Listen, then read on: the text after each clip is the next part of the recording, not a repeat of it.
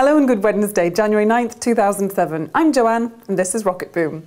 Last week, Iowa kicked off the presidential nominating process in the United States and they selected Huckabee and Obama from the Republican and Democratic parties respectively. But who did the selecting? And how many of them were there? Rocket Boom field correspondent, as well as nice guy, and sometimes silly executive director of the nonpartisan election reform group of the United States Wide Tuesday, Jacob Soboroff, is on the case. Jacob? Hey, what's going on, Joanne? Thanks a lot. We're here right now on the streets of Iowa covering the 2008 Iowa caucuses for Wide Tuesday, but more specifically, we're here covering what we're calling the uncaucus. Who's not able to participate in the Iowa caucuses and why that is. So on the day of the caucus, our first stop was Des Moines Fire Station number 4 to find out a little bit more.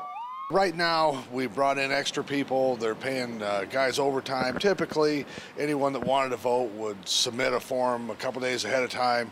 They'd allow them to be off to vote. This time, because of security, they've held back and they're just not allowing people off. Our next stop was Mercy Hospital to see if hospital employees were going to caucus. Our job is 24 hours a day, 7 days a week. You think people aren't going to be able to get time off tonight? No. Why is that? Well, because people need to be cared for, and I doubt it. So you're going to be caucusing tonight? No. And why aren't you going to be caucusing? Because I have kids at home. No, I'm not. You're not? No. Why aren't you? Because I'm a felon. Really? Yeah. And I just haven't made up my mind because when you get out of here, you just don't know what you want to do. Yeah. But if I could get my voting rights back, I would. Good afternoon, Mr. Cleaner. Why? Yeah. Because I'm not going to go. I get off late. I can't. My husband's out of town. I have to be with the baby tonight. This year, Iowa saw record-breaking levels of turnout in their caucuses. An additional 223,000 voters showed up. But despite an invigorated public turnout and over 65% turnout in the 2004 general election, turnout in this year's Iowa caucuses was a dismal 16.4%. New Hampshire's primary ranks above most others in voter turnout. Stay tuned to WhyTuesday.org for more. For Wide Tuesday, this is Jacob Soboroff. We'll talk to you guys later. Thank you, Jacob, and be sure to check out whytuesday.org.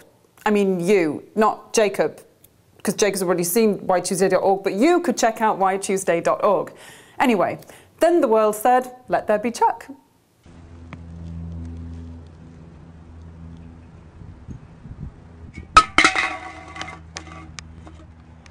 Oh, hello, friends. Well, we survived Iowa, barely, with a team of groundhounds from Minnesota, Colorado, and yes, even a native Iowan. We set out to find good stories about the Iowa caucuses. I'm in Fort Dodge, Iowa, interviewing a woman named Beth, who is a lifelong Republican and is leaning towards Barack Obama. Well, I'm Beth Colby Plouts, and we're in Fort Dodge, Iowa, at Sun Market and Deli, in the heart of Fort Dodge. Hi! Someone's going to take Adam's picture. Okay, good job. Thanks, guys. He has Angelman syndrome. It's a deletion of the 15th chromosome, so he will need care the rest of his life.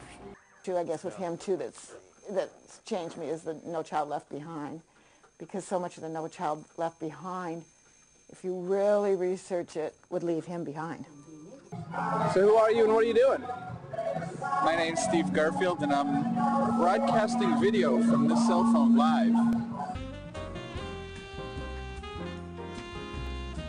And where are you broadcasting it to? The internet. The cloud. So there's this website called Quick. So here's Quick, Q-I-K. Can you see it? Yep. So when I press that, it brings it onto a camera. It's connecting to the network.